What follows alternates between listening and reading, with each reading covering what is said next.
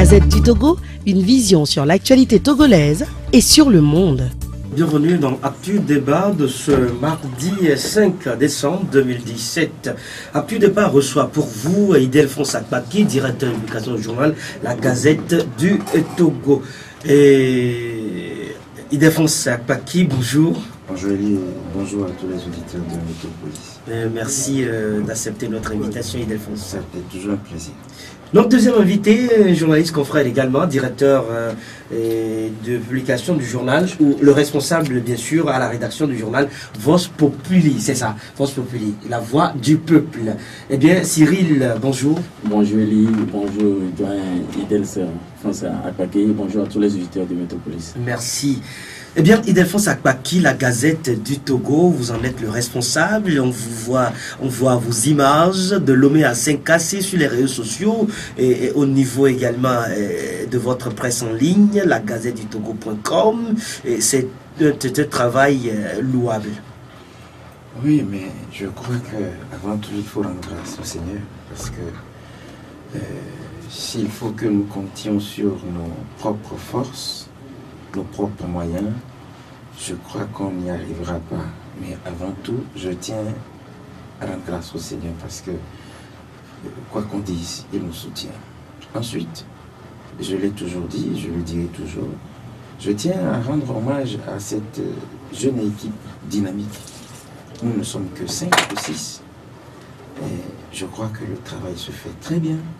Nous nous comprenions et puis nous arrivions à dispatcher les tâches. Le travail est fait. Je crois que beaucoup l'ont remarqué parce qu'il y a des messages qui me parviennent, il y a des appels que nous recevons. Mais ce qui dérange un tout petit peu, c'est que nous faisons tout cela, apprécié de par tout le monde, mais nous ne sommes pas soutenus. Vous parlez du soutien financier. L'argent est le nerf de la guerre. Bien sûr, Ildefonse. Moi, j'étais obligé même la dernière fois, à 2 jours des dernières manifestations, j'étais obligé parce qu'il y avait beaucoup de dépenses à faire. On voulait montrer au monde entier que le Togo est vraiment dans la rue et réclame quelque chose. Je crois que les gens sont un peu partout dans la diaspora, que ce soit dans la diaspora africaine, européenne, occidentale et autres, qui sont togolais et qui veulent également que ça change au Togo. Nous voulons déployer nos énergies comme nous avons l'habitude de le faire à l'intérieur du pays, leur faire vivre les réalités de l'intérieur. Mais vous savez, les moyens que j'ai personnellement, ces moyens financiers, ne peuvent pas à la fois, quand j'ai envie d'envoyer quelqu'un à Dapaon, à Mango, à Tapamé, à Sokoré, il faut le déplacer, il faut qu'il prenne une auberge, il faut qu'il mange, hein, et puis il faut qu'il, par moment, appelle. Alors, mais moi, j'étais à bout de force. J'ai lancé des appels. J'ai écrit même à des amis. Mais je crois qu'il n'y a qu'une seule personne qui a répondu. Bon, tout le monde veut que ça change. J'ai remarqué finalement que les politiques et les organisations de défense des droits de l'homme et de la société civile sont beaucoup plus alimentées financièrement que nous qui faisons parvenir les images à ces Togolais-là qui vivent loin. Surtout, la presse en ligne, la presse, les nouveaux médias sont un peu ignorés en Afrique.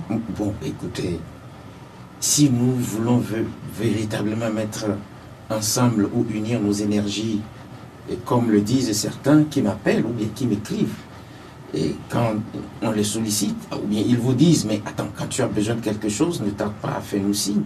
Et quand on les titille un peu pour dire, mais attends, il y a des manifestations, il faut qu'on envoie des enfants par ici, il faut qu'on fasse découvrir au monde entier tout ce qui se passe. Moi, j'ai envoyé des messages WhatsApp aux gens, à certains amis qui l'ont lu, mais jusqu'aujourd'hui, qui n'ont jamais fait signe. Donc, je crois que nous devons avant tout, et j'ai compris le message, je crois que nous devons avant tout compter sur Dieu, je l'ai dit, je compte sur Dieu, et nous devons compter également sur nos propres moyens. J'ai compris le message et la lutte continue, quoi. Eh bien, c'est Saint Thomas d'Aquin qui dit travaillons comme si Dieu n'existe pas, mais prions comme si notre réussite ne dépend que de Dieu. La réussite de tout homme, pour nous qui sommes croyants, et comme toi, croyant, fidèle, catholique, notre réussite ne dépend que de Dieu. Et Delphonse Akpaki, courage à toi, félicitations pour tout ce que tu fais et beaucoup de courage. Eh bien, Cyril, rebonjour. Bonjour Elie. Cyril, l'actualité sociopolitique au Togo reste toujours tendue et on parle du dialogue annoncé. Au même moment, des manifestations occasionnent encore, ou disons, des manifestations, ou à la fin des manifestations, on déplore encore des incidents. Ces incidents qui, selon les responsables de l'opposition, peuvent porter un coup à ce dialogue annoncé. Tout d'abord, avant de commencer, je jette des fleurs à Modian et Delphonse Akpaki, parce que je le suis, et c'est un modèle pour nous qui sommes les jeunes de la future génération. Il faut encore un bon travail et beaucoup de courage. Merci. Maintenant, si je reviens sur la crise socio-politique de notre pays, je crois que actuellement, nos politiques sont en train de s'amuser avec le peuple. S'amuser avec le peuple. Voilà. On n'est pas sans savoir que l'opposition comme le parti au pouvoir, ils sont en train de s'amuser avec le sentiment de 7 millions de Togolais. Parce qu'après tout, c'est le peuple qui est toujours la seule victime de cette crise politique. Comment un président qui va, je parle du président de la République, qui va à ce côté, qui passe des messages, qui véhicule des messages d'apaisement. Et nous tous nous l'avons applaudi. D'ailleurs, c'est une bonne chose qu'il a faite.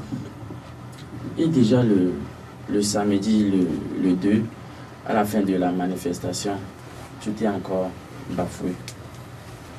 À la fin de la manifestation, vous-même vous êtes au courant qu'à la fin de la manifestation du 2,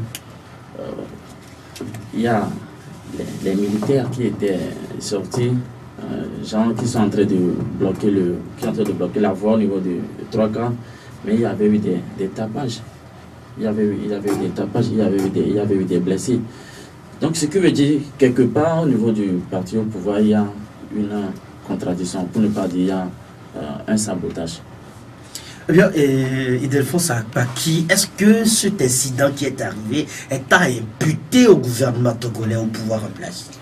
Je voudrais, avant de répondre à votre question, revenir un tout petit peu sur une phrase de mon confrère Cyril. Lorsqu'il fait allusion aux propos du chef de l'État, moi je voudrais juste rafraîchir la mémoire de l'opinion ou bien des auditeurs qui nous suivent que M. Frona Simbe est du genre à ne pas respecter sa parole. Les exemples sont légion. Lorsque en février 2009, sur la radio FM Liberté, il disait à la planète que je ferai les réformes avant la présidentielle de 2010. Jusqu'aujourd'hui, les réformes sont restées lettres mortes. Et d'ailleurs, la mise en œuvre de ces réformes-là, c'est elle qui pose problème aujourd'hui et qui fait que des Togolais sont dans la rue demandant même son départ. Premier exemple. Le deuxième exemple, c'est par rapport à cette phrase fétiche que le même chef, M. Faure, a lancé à Tapamé en 2006, en juillet 2006. Plus jamais ça au Togo. Alors, que valent les propos sans les actes? Mais c'est la question que je me pose. Voilà pourquoi je dis, le chef de l'État togolais n'est pas du genre à respecter sa parole. Même si vous parlez de sabotage, je me dis, lorsque je suis chef, je suis chef. Le chef, il sévit. Et plus grave, aujourd'hui, quand on cherche à savoir qui est le ministre de la Défense au Togo, on vous dira c'est le chef de l'État togolais. Si on vous dit, constitutionnellement parlant, qui est le chef suprême des armées, on vous dira que c'est M. Faure Gnassingbé. Mais diantre, on a remarqué depuis le 19 août jusqu'à aujourd'hui que l'institution qui est aujourd'hui à l'origine des violences, des répressions barbares, bestiales, je dirais également animales, c'est l'armée. On a vu des tanks, on a vu des pick-up, on a vu des militaires. Moi, je me demande, constitutionnellement parlant, la mission régalienne de l'armée, ce n'est pas le maintien d'ordre. Lorsque nous voyons des militaires dans la rue, comme on l'a vu le samedi passé, avec des bâtons, d'ailleurs, est-ce que le bâton entre dans le dispositif du maintien de l'ordre? Non, le bâton. Ildefonse Akpaki, d'aucuns estiment que cette zone a été donc, selon les autorités du pays, décrétée, où cette zone a été dite zone rouge en cet instant T, ou à l'instant où même ces manifestations s'organisaient. Et donc, quand les manifestants voulaient y passer, c'était une défiance de la règle établie. Vous savez ce que la loi dit sur un plan purement universel? Les militaires, c'est dans les casernes. Vous avez vu un militant de l'opposition rentrer dans les casernes? Ou bien vous voulez me dire que le Togo a été assailli par des corps étrangers et on a décrété cette zone-là, zone rouge? Dites-moi, l'armée, c'est dans les casernes, universellement parlant. Voilà pourquoi on isole normalement l'armée des villes. Mais dites-moi, est-ce qu'il y a eu invasion du Togo? Est-ce que ces partis qui aujourd'hui organisent ces manifestations ne sont-ils pas légalement reconnus par l'État togolais?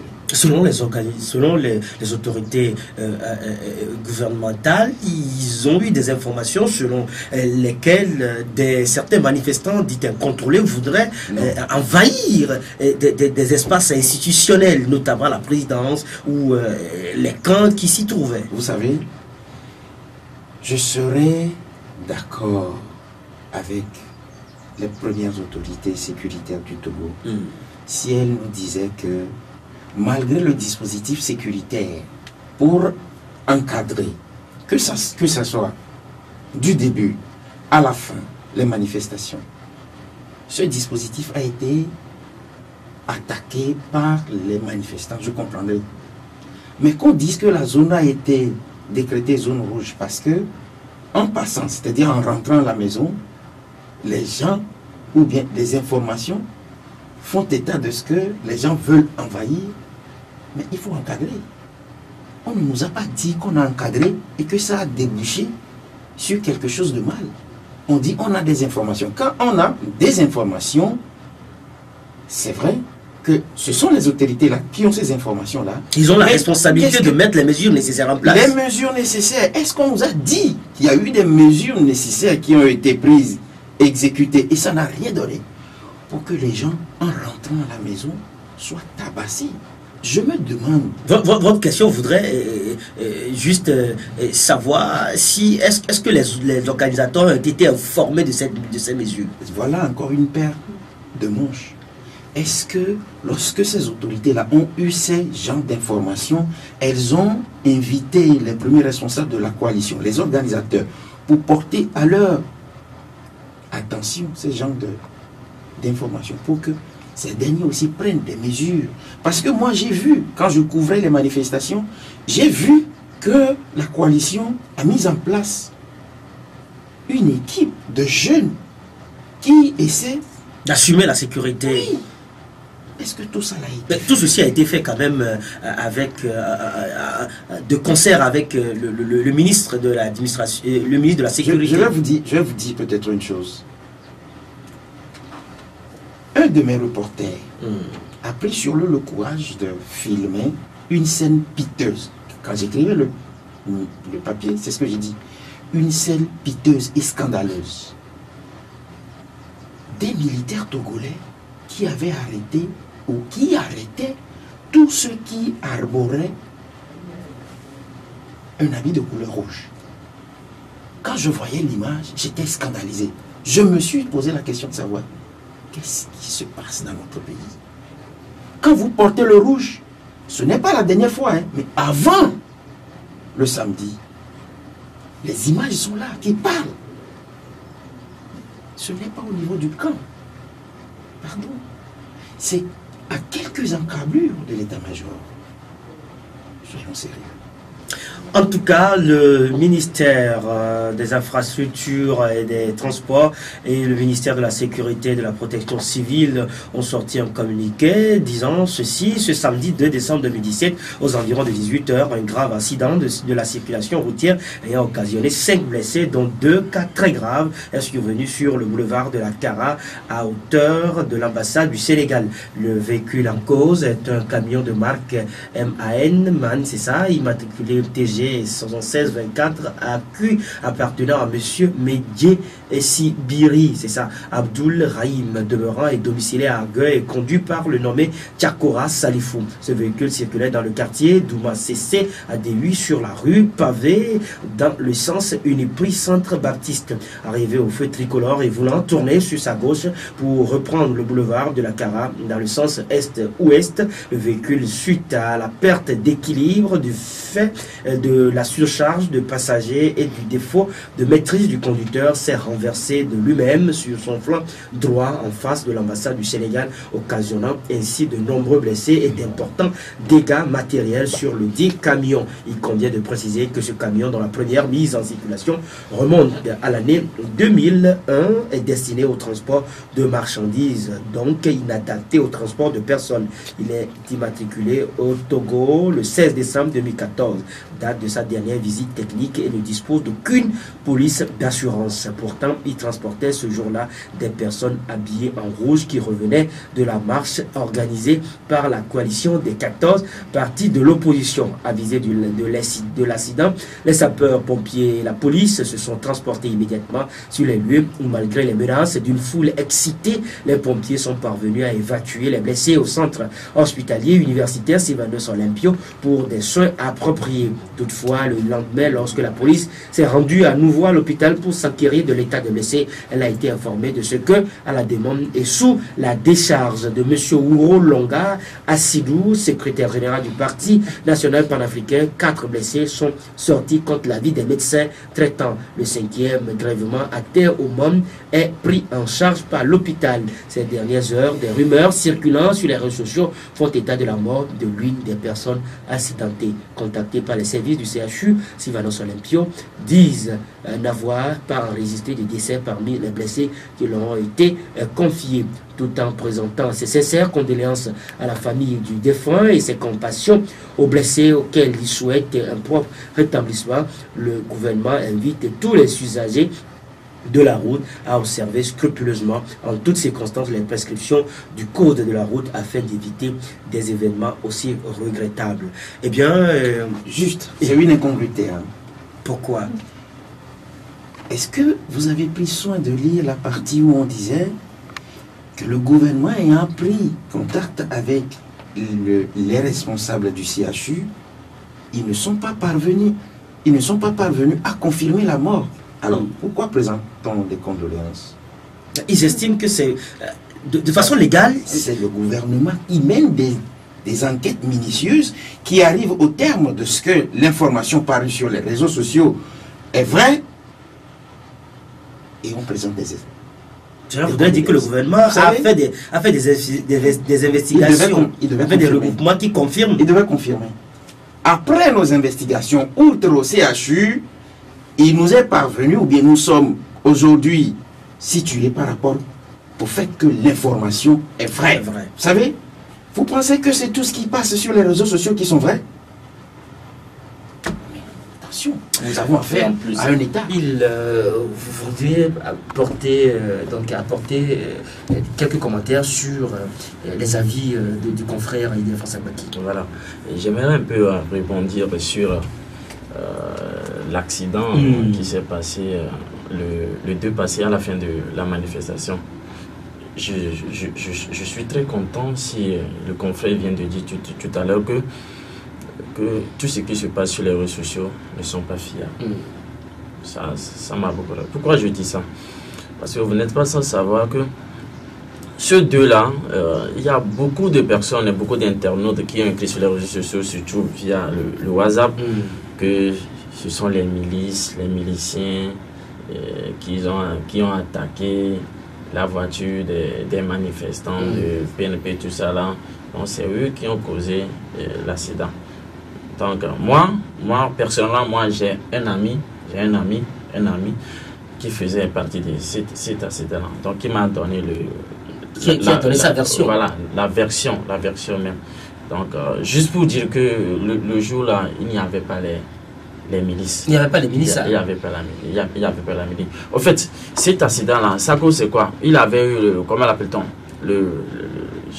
Surcharge. Il y a beaucoup de personnes qui étaient... Ce que dit d'ailleurs le communiqué du gouvernement. Voilà. Donc, une fois encore, nos condoléances à la famille qui a perdu son fils.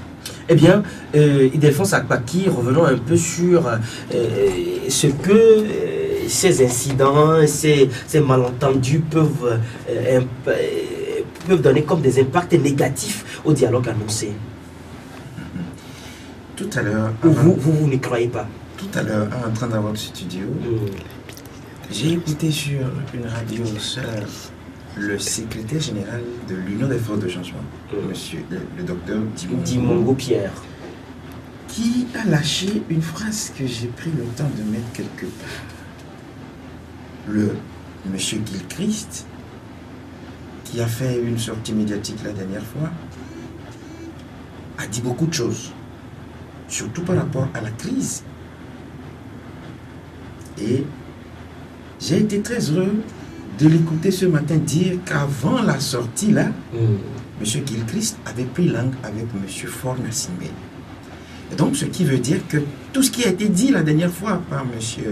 pratiquement tout, par M. Gilchrist Olympio, était déjà connu de M. Faure Gnassingbé. Mais des investigations de confrères Fumet Ego Abo ont révélé que au dernier moment, le discours de Gilchrist Olympio a été donc changé contre une pression venant de ces lieutenants. Je n'ai pas les informations nécessaires, je n'en parle pas. Mais je prends à témoin ce que tout le monde a écouté aujourd'hui, pratiquement dans le monde, puisque la radio Victoire FM est branchée sur le net. Et il a dit, et c'est l'une des raisons qui, aujourd'hui, fait que les Togolais sont dans la rue. Il lâche le mot. M. Gilchrist a dit retour aux fondamentaux de la Constitution de 1992. Aux fondamentaux, ce n'est pas quand même le retour à la version originelle. Et pas des fondamentaux. Lorsque nous nous référons au dictionnaire, fondamentalement parlant, qu'est-ce que ça veut dire? Ce qui fonde. Ce qui constitue la substance. Et tout le monde sait très bien que... Et il ajoute, nous partageons l'avis ou bien les avis de ceux qui sont dans la rue. Et il dit, unir à dénoncer l'accord. Il ajoute, ce qui s'est passé à l'Assemblée nationale, parce que l'animateur lui a posé la question, mais on ne comprend pas pourquoi vous avez un accord, vous avez signé un accord avec UNIR, et quand il était question du projet de loi, vous êtes sorti de la salle. Vous savez ce qu'il a dit? Moi, j'étais scandalisé. Il dit, mais tout a été fait des deux côtés, mais que les députés de l'UFC ont été surpris de ce que les propositions qui ont été faites et qui devaient normalement être portées à l'attention de l'ensemble des députés ont été changées par l'UNIR. Vous savez, on a fait 26 dialogues. C'est le 7e qui est en gestation. Le 27e qui est en gestation. Le 27e. Et quand vous prenez les 26 dialogues, c'est les mêmes choses. Je rappelle, en passant, que tous ces 26 dialogues ont été par moments ponctués par des accords, ou des conclusions, ou des recommandations. Accord, le dernier c'est l'APG. La mise en œuvre reste encore les points d'aujourd'hui. Conclusion, celle de l'atelier du H-Colo.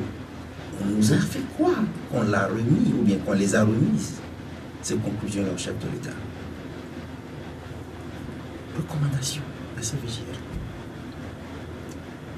Est-ce que tout ça là, les 26, j'ai donné des exemples. Oui, est-ce que ces faits historiques du passé politique du Togo peuvent nous dire, peut suffisamment nous dire vous savez, que cet accord ou que le dialogue annoncé ne portera pas de fruits? Vous savez, je le dirai avec toutes les conséquences que cela peut avoir. On a érigé un certain nombre d'attitudes malveillantes dans la gouvernance, genre duplicité, mauvaise foi, non-respect de la parole donnée, non-respect des accords, mensonge à outrance. On arrive à ce résultat-là. Vous me demandez historiquement, je vous réponds, ceux qui ont incarné le RPT d'avant sont encore là. Mêmes hommes, même méthode, même gouvernance. Qu'est-ce que vous voulez? D'aucuns disent... Et maintenant, s'ils arrivent à dribbler l'UFC avec qui ils ont signé un accord. Et pourquoi l'UFC ne sort pas du gouvernement? L'UFC a encore ses membres au gouvernement. Cela voudrait dire que l'UFC gagne toujours cet accord. Je m'en fous de ce qu'ils sont au gouvernement ou pas. Mais tout ce que moi je sais aujourd'hui, c'est que ceux qui gouvernent ensemble nous disent que les premiers responsables sont des gens de mauvaise foi. Parce que tout ce que nous discutons dans la chambre à coucher, ce n'est pas ce qu'ils viennent faire. Et je peux même vous dire, à un moment donné, on avait condamné les responsables de la CDPR d'avoir participé au gouvernement d'union. Mais aujourd'hui, on est heureux de ce qu'ils ont appris. Il y a une phrase fétiche de M. Pascal Adoko qui aujourd'hui confirme ce que l'UFC dit. Vous savez, il dit, ces gens-là sont infréquentables. Et moi, je lui ai posé la question de savoir, mais pourquoi vous dites ça? Il dit, mais vous pouvez avoir de très bonnes intentions que vous leur offrez. Au finish, c'est pas ce que vous dites. Ils vont faire semblant d'écouter. Au finish, c'est pas ce qu'ils feront. 27e dialogue pour les mêmes personnes qui ont refusé. Ça va donner quoi? Je ne dis pas que le dialogue, qu'on ne peut pas le faire. Même en temps de guerre, il faut qu'on s'asseye. Mais je me dis, avec ces gens de mauvaise foi, qu'est-ce qu'on aura encore? Vous avez vu comment on utilise l'armée? Vous l'avez vu? Vous l'avez vu? Moi, depuis le 19 août, je me pose la question de savoir si ceux qui violentent la population togolaise sont véritablement des militaires togolais. Je me pose cette question parce que j'ai vu les atrocités de Sokodé, de Bafilo et de Paratao. J'ai dit, mais c'est pas possible. S'ils sont vraiment des Togolais, nos frères Togolais, c'est eux qui font ça. C'est pas sérieux. Alors que la mission régalienne de l'armée, ce n'est pas de faire le maintien d'ordre. Du côté des indiscrétions, nous disent également que du côté de l'armée, donc ils disent, ah voilà, des frères togolais qui assassinent leurs frères d'armes. Je vais vous poser une question. J'ai écouté le chef de l'État, je l'ai dit sur une radio étrangère, à propos du décès de nos deux frères militaires. Je les appelle deux frères militaires. J'ai dit, ce n'est pas sérieux. On tue. Je suis chrétien. On m'a appris que la vie humaine est sacrée. Mieux, la constitution togolaise dit que la vie humaine est sacrée et inviolable. Je les condamne. Et je condamne. Mais lorsque le chef se met dans la posture de défense d'un corps, il y a le ministre de la Défense. Écoutez, et donc tout ce qui arrive aujourd'hui, genre bavure militaire et autres, lui incombe. C'est ce que vous voulez dire. Alors maintenant, je dis, lorsqu'on se focalise sur le décès de deux militaires et que le chef de l'État lui-même en parle, jusqu'à aller dire que ceux qui sont auteurs de ces tueries ou assassinats, ou qu'ils seront poursuivis, Donc, il veut nous dire que ceux qui sont... Il faut Nassimbe parler de façon générale quand même. Non. Tout ce qui concerne les dégâts... Oui. Par rapport à l'assassinat dont vous venez de faire allusion, vous voulez me dire que ceux qui sont tombés en 2005 ne sont pas togolais. Vous voulez me dire que le petit Jojo de 9 ans qu'on a tué, les militaires en plus, parce que les balles extraites, c'est une balle militaire. Donc c'est parce que eux, ils ne sont pas militaires qu'on ne peut pas retrouver leurs auteurs, leurs assassins. C'est pas sérieux pour un chef. Je le dis, c'est pas du tout sérieux. Ce n'est pas sérieux. Vous pensez que c'est sérieux? C'est parce que les militaires ont des armes et peuvent en faire usage quand bon leur semble que le chef, peut-être craignant, peut aller dire ça au camp. Alors que du 19 août jusqu'aujourd'hui, on compte une dizaine de morts civils. Camilo. Eh bien, c'est votre analyse de la situation politique du Togo. Vous, Cyril, d'aucuns estiment, ou certaines critiques à l'égard de l'opposition, disent que cette opposition aujourd'hui ne voudrait pas sincèrement dialoguer parce que aller au dialogue sonnera la fin de la crise. Non, tant qu'on a tout problème, il faudrait qu'on arrive à s'asseoir ensemble autour d'une table pour dialoguer. Tout à l'heure, le confrère vient d'évoquer beaucoup de problèmes. Les problèmes des militaires, tout ça là, les institutions qui sont verrouillées. Alors, si aujourd'hui, le président de la République, d'ailleurs c'est lui qui a tendu la main à cette opposition, pour qu'ils s'asseyent ensemble pour dialoguer, pour parler de la crise socio-politique. Régler les problèmes des réformes. Régler les problèmes des réformes, le retour de la Constitution de 1992. Aujourd'hui, moi, je me pose une question. Je me pose une question. Est-ce que le retour en intégralité de la Constitution de 1992 va résoudre le problème togolais? Ça, c'est une grande interrogation. Voilà. Est-ce que ce retour va résoudre le problème togolais? Pourquoi je dis ça? Aujourd'hui, vous n'êtes pas sans savoir que notre justice est verrouillée. Notre justice dépend du ministère de la Justice. Aujourd'hui, par exemple, M. Eli, si je vous gifle ici aujourd'hui, c'est un délit, c'est une infraction que je viens de commettre. Et vous êtes dans votre droit de porter une plainte. Si vous êtes parti à la justice, vous portez une plainte contre moi. Et moi, par mes gars, M. Pierre Sagbetome, qui est mon oncle, je l'appelle. Ah, oncle, c'est comme ça que j'ai ce problème-là. Je crois qu'on va classer ton dossier. Je crois que le dossier sera classé.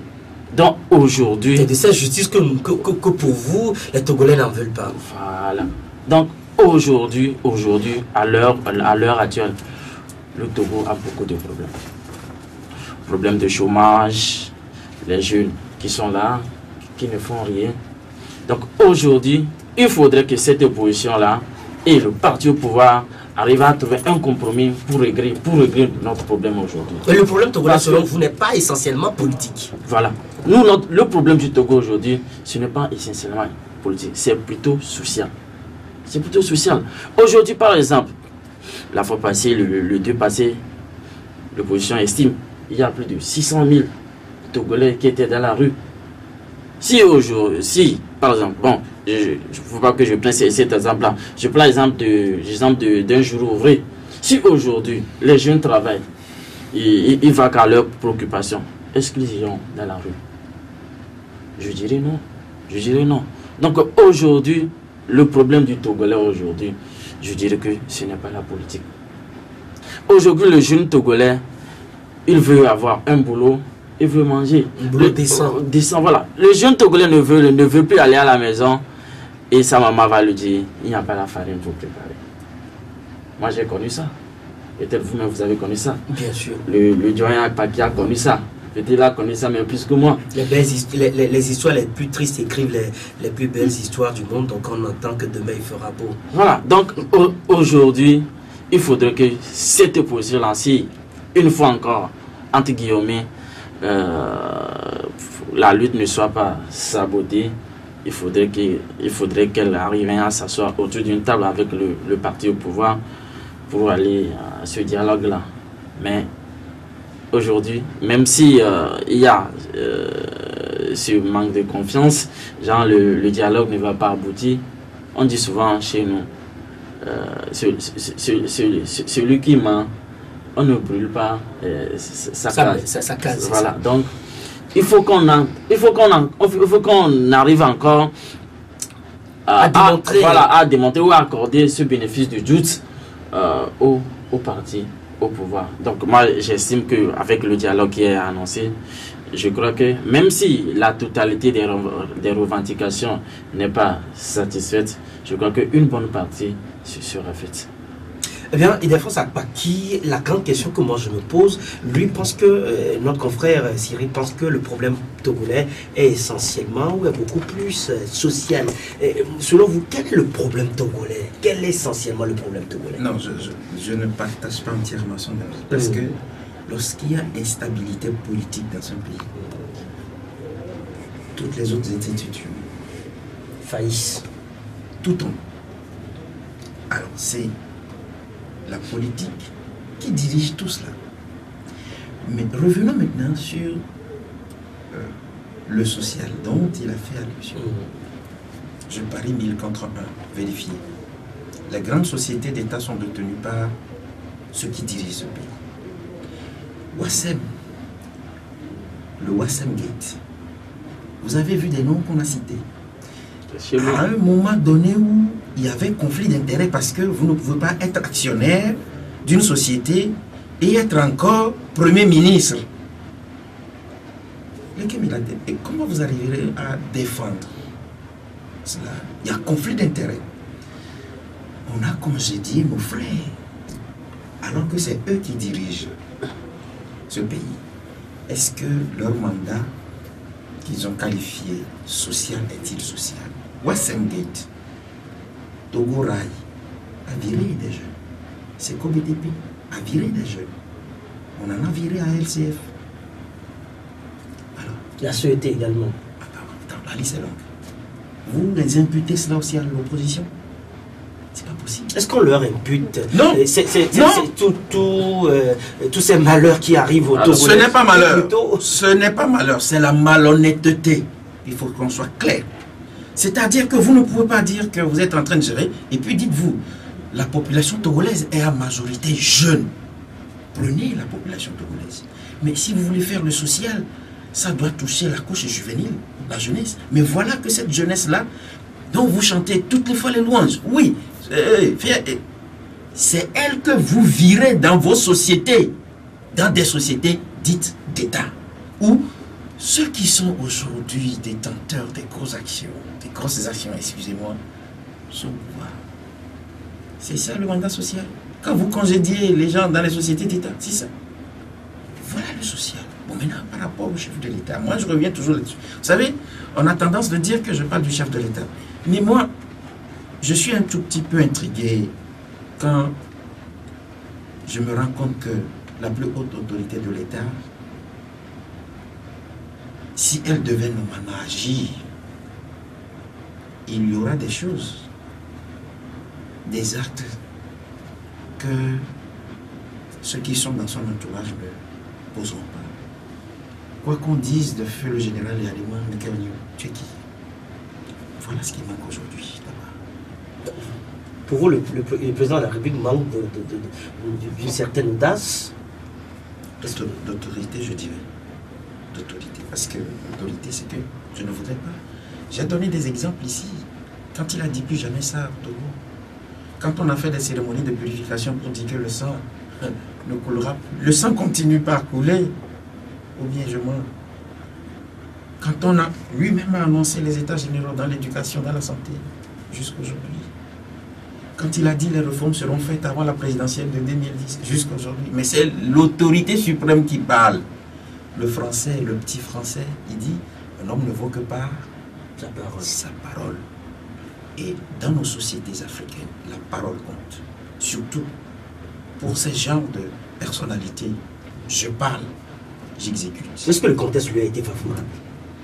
Parce que certaines critiques, certaines autorités ou certains proches du parti estiment que l'opposition et le pouvoir ne sont toujours pas arrivés à s'entendre sur le minimum et que la responsabilité est partagée. Je vais vous poser une question.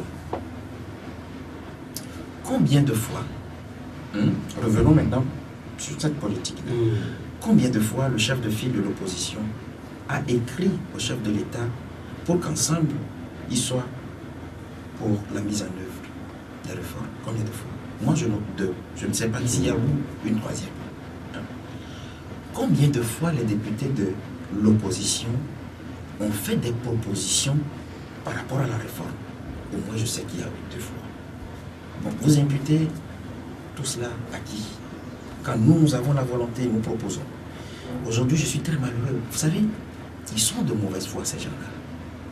Lorsque la proposition de loi a été faite par l'ANC, il a dit, et déposée, les règlements intérieurs de l'Assemblée disent que lorsque vous n'êtes pas auteur, de ces propositions-là, vous faites des amendements. Eux, ils ont refusé par 2 fois de faire des amendements.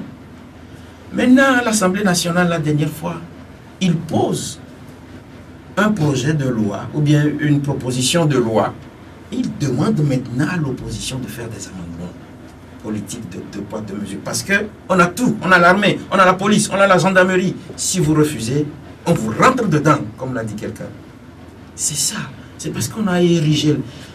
La gouvernance au Togo est beaucoup plus brutale ces derniers temps. Il faut avoir le courage de le dire. Mais les textes sont là. Mais moi, ils me font rire. Vous savez pourquoi?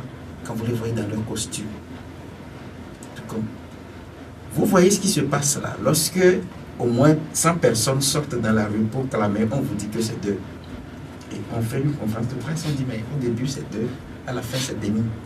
C'est un exemple que je donne. Mais tous ceux qui sont là, et les réseaux sociaux sont aujourd'hui là. Les gens, vous les voyez avec des portables qui filment. Mais sur ces mêmes réseaux sociaux, il y a des montages. Attends, le paradoxe, c'est que moi j'ai suivi le ministre de la Sécurité qui avait fait un point de presse pour avoir une manifestation. Au même moment, il annonçait un chiffre. Je capte TV5 monte. Oh putain, merde. J'ai dit, mais attends, est-ce que c'est lui qui est sur la planète Terre et que moi je suis sur Jupiter? Non. Les chiffres officiels viennent du gouvernement. Soyons sérieux. Vous voyez, si on nous dit aujourd'hui, on demande au gouvernement aujourd'hui de faire le bilan des 26 dialogues qui ont été faits, qu'est-ce qu'on dirait? C'est la même chose. On sait très bien que ceux qui incarnent depuis des lustres les règnes du pouvoir togolais ne veulent pas lâcher le pouvoir. Mais à défaut du dialogue, jusqu'où ira l'opposition avec cette mobilisation populaire? L'opposition tente de faire chuter le régime en place avec la mobilisation populaire. Quels sont ces moyens?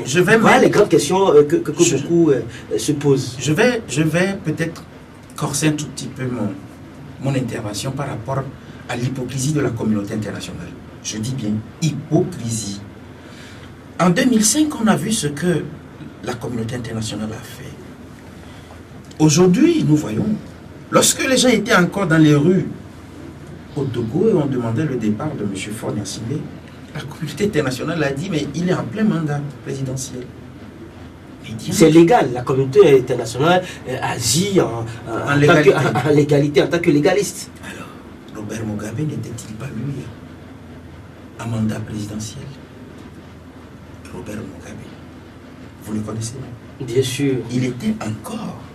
Et pourtant, l'UA a fait quoi? Pression. En disant que les populations manifestent pour que tu partes. Ici, ce sont les motos qui manifestent. Et au Zimbabwe, je n'ai pas vu la diaspora zimbabwéenne comme ça, comme nous voyons aujourd'hui la diaspora togolaise en Afrique et partout dans le monde manifester.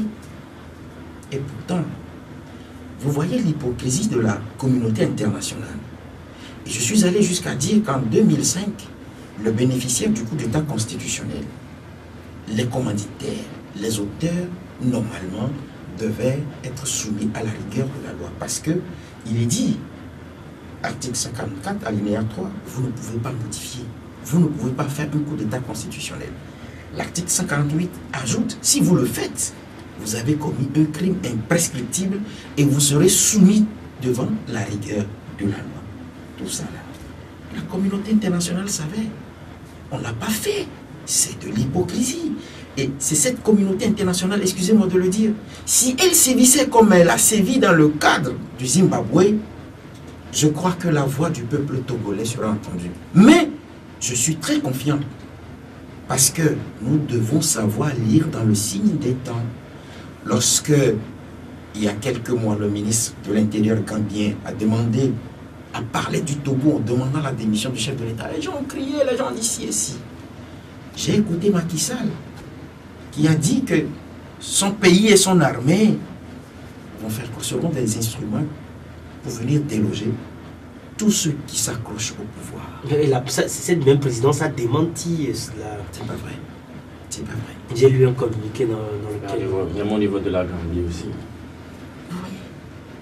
Robert Bourgui, dans le secret de la France-Afrique, les piliers de la France-Afrique, qui dit, je demande au président Macron, je conseille plutôt au président Macron de faire quoi?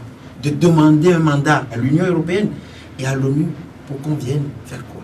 Il a employé dégager le chef de l'État. Mais il oublie que les États sont souverains et qu'il n'appartient pas à une communauté internationale de venir déloger des institutions établies. Je crois que, et là je reviens encore là-dessus, si lui a pu user de sa puissance ou bien de sa force, je crois que ce ne sont pas les montants qui sont dans les rues du Togo, dans presque toutes les rues, je dirais. Donc, il faut qu'elle prenne aussi ses responsabilités vis-à-vis du Togo. Eh bien, Cyril,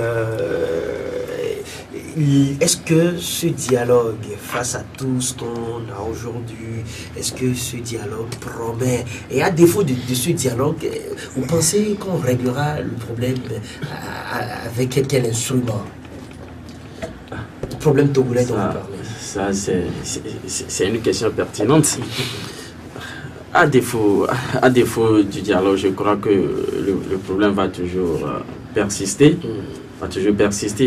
Parce que, entre guillemets, je ne vois pas comment... Peut-être que la crise prendra des allures beaucoup plus violentes même. Très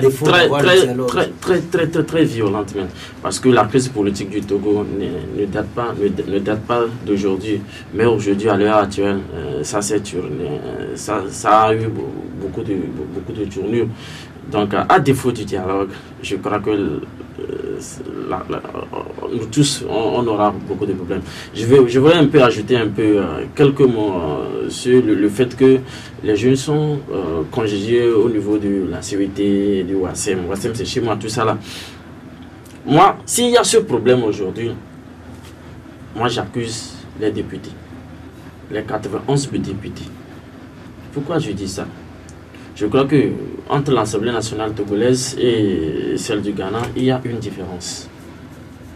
Combien de fois les députés ont convoqué un directeur général d'une société, un ministre, pour lui poser des questions? Ils l'ont fait il y a quelques mois, mais pas aussi de façon répétée. Voilà, maintenant si ils l'ont fait, quelles décisions ils ont prises?